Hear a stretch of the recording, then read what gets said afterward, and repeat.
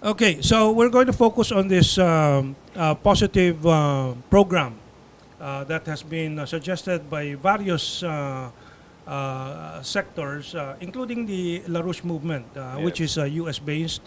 And I mentioned the LaRouche movement because there is a coincidence with the program of China of the New Silk Road, the One Belt, One Road, the Maritime Silk Road.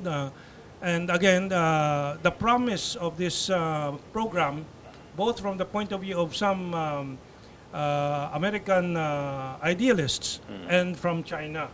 I also would like to go back to history, and I mentioned this in a conference at the UAP, University of Asia and the Pacific, last week, in a discussion over these questions of policy with regards to these issues.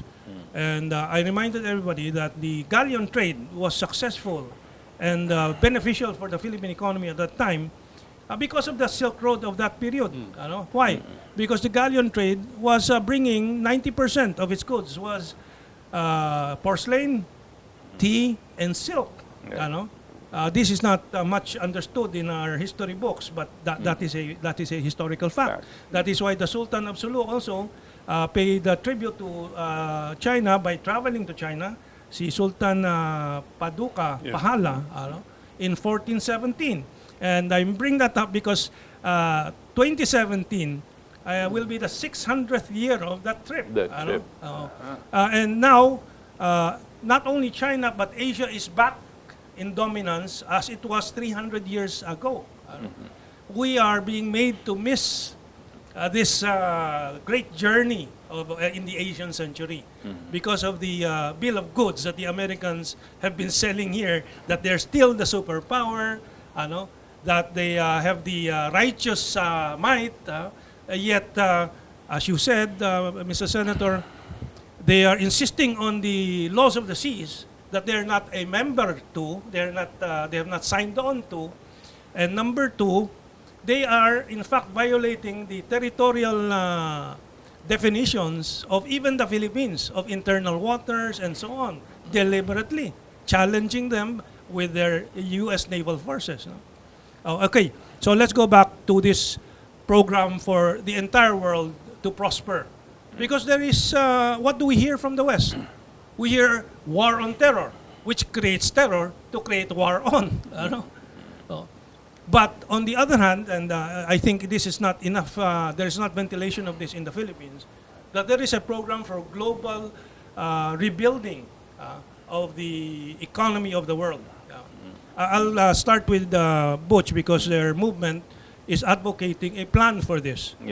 Butch, how does this relate directly to Philippine future, the future of the Philippines and the Filipino people?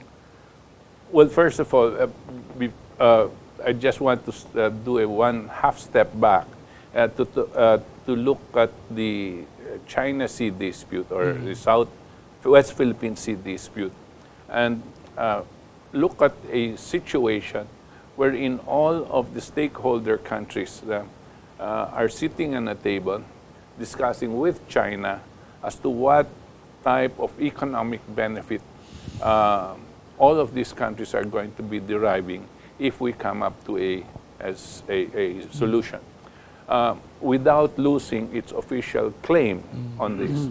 The reason I say economic, because it might be precisely the road towards resolving this particular dispute. And I liken this to a situation where in 1640s, something like this may have happened. It's called the Treaty of Westphalia, where 5 European countries who were already at war with each other got into Germany in Westphalia and came up with a treaty. And the treaty was based on a principle. The principle that Cardinal Mazarin at the time of France proposed. Because France was ascendant at the time, he proposed that the solutions and proposals coming from the different countries be based on a certain principle. And that is the principle of the advantage of the other, which means the proposal that will come from us will always be to the advantage of the rest of the others and not to me. And the same thing that they will do will benefit me, and so on and so forth. Because of this, there was a treaty that ended a 30-year war, which was part of a 100-year war. And that treaty, the reason I want to bring this up is because that treaty became the basis of all subsequent disputes, territorial disputes, in history, up to today, until recently when the U.S. and the British said, well, basically that is because of the principle of the respect of nation states, no, and established boundaries. Going back to this, how do we, what is the economic solution? The economic solution must have precisely this particular principle in mind, as being said by the good senator earlier, that we must look into a community of sovereign nation states and look at whatever is going to be benefiting everybody's benefit, not in terms of competing with each other, but in terms of collaborating with each other. If that is the principle arrived at for the new economic order, then we will have a more peaceful and prosperous world. Okay. So we'll go to the land bridge and the New Silk Road after we ask the senator if there's anything to add to that point. Well, Bentong, I think we have to look at not only this global picture. Before we can look at the global picture, we have to look at ourselves. How do we view ourselves in the context of things? No? Foreign policy is always a function of domestic policy.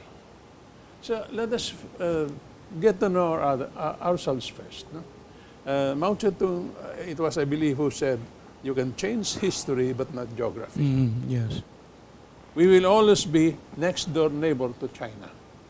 And if you look at the composition of your country right now, the main industries, for instance, who are in control of the main industries, major industries, these are Chinese Filipinos. Yes. They are now into banking, the universities, etc., etc. Even in politics, where they used to be merely donors to politicians, they are now into politics. So you have Chinese Filipinos having a dominant role in this country. Yes. How can you think of this country going to war with China? Yeah. Well, if I may now add to the 2 points, I think this is precisely why these principles from the Treaty of Westphalia, China has a set of policies that respects the principles. For example, non-interference with the country's internal affairs, mutual benefit, coexistence, and so on. We know that. And that is the basis for sovereign states to negotiate with each other, to dialogue and talk about issues between respectful sovereign states. And the problem with some of this internationalizing of issues is that it is given to a third party, instead of the two states that have to resolve the issues. And but we have to move on. I'm going to show some images of your movement. One is they have their own, the land bridge project, which is akin to the New Silk Road. And let's project the map there if we are ready, Joshua. That is the map from the top of the world, not the usual spread out horizontally. Right. And those are lines of transportation, trains, high-speed trains, and so on, where goods and people can move. And that is the same basic principle of the New Silk Road of China and the Maritime Silk Road. Fact, go ahead. May I Yes. Without meaning to be presumptuous on this, yes, but the Eurasian Land Bridge project as a concept was developed by the LaRouche movement about middle of 1990s. That's right. Okay, and they came up with a book on this and saying that there should be a way wherein people could move goods and themselves, meaning people movers and goods movers via land, and must not necessarily have to be dependent. What is the advantage of land versus air? Okay, by a land, if you've got, just like everybody, it's cheaper, right? Yes. And it can carry more cargo. No? Most especially at that time, we already knew of the technology of magnetic levitation, no? Maglev trains at that time. No? And more than that, we have a lot of high-speed or fast rail systems that can travel now at about 300 kilometers per hour. No? And if we develop this kind of technology and infrastructure, and we get countries to participate to come up with this, then people and goods can be moved, no? In much the same way the Silk Road was created at that time, connecting Asia to the whole of Europe. No? This can be done in such a way that you can connect the whole world, no? Across oceans, no? And for trade. So this will be a global infrastructure development project. I'll connect these points with what the Senator mentioned, the role of the Chinese Filipinos. Right. And one of the reasons why I have been working on this show about Asia is that I feel that our Chinese Filipinos, who should be the bridge towards this great vision, are themselves limited in vision because they are working within this culture. And I think there is a lot of pressure on that community too that makes them wary of making positions on these issues. Remember Sionil Jose asking, where does the loyalty of the Chinese Filipinos lie if there is a war with China? My point to him is, why should you assume there be a war with China? Right. That's never going to happen because that has never happened in the past, and that is the danger. If Filipinos buy into the bill of goods that the U.S. has been selling here through some of the personalities here, then we are in danger, in great peril. One of the issues now, of course, is the EDCA, where 8 American bases are being set up in the country. And this would be a repeat of the Second World War, where we will become a shock absorber, while the Americans hide in Australia. We're the battleground. We have become the battleground. We have a few minutes left, and we're trying to compress a long discussion in these few minutes. Senator. You mentioned EDCA. No? EDCA is much different from the regime of the U.S. bases that we had from 47 up to 1991. Under that regime, you had the bases separate from where you had your own armed forces of the Philippines. Under EDCA, you have the American facilities within the bases of your armed forces. Now, this could have a political equivalent. You have, as one of your presidential candidates, a former American citizen who has an American family. If that person becomes president, you have an EDCA, the political equivalent of EDCA, right in Malacanang. That's right. The situation has gone from bad to worse. So this is something that we have to look at very closely. What do we do as Filipinos? Yeah, so if we look at these concerns, then the peril grows even bigger. Butch. Going back, if we go into the new economic order that's being proposed by China, India, and Russia, they're proposing a world collaboration for economic development. World collaboration. The AIIB, the Asian Infrastructure Investment Bank, initiated by China, has now, I think, about 60 members. 60 countries have signed up, which means they're going to contribute into the equity of that bank. That's right, The BRICS Bank as well has already it's started. now called the New Development Bank. New Development Bank. And the concept precisely is to be able to lend to countries that need infrastructure concessional loans to build up their capacity for their economy. Nothing like that has been done probably in the last 20, 30 years, because the World Bank and the IMF have reneged on their supposed role. They have not gone into development projects anymore. Okay. Well, we're nearing the end of our show. I just like to bring up some reminders for those who want to understand China a bit better. The Ateneo Confucius Institute has a program, language program. Can you project that? They have a summer camp for this year, 2016. I think it's better for people to just Google Confucius Institute Ateneo, and they'll get the details there. You know, every year there is a group that goes to China, and those who would like to improve their Chinese language instruction, who are teaching Chinese here, can join these programs also.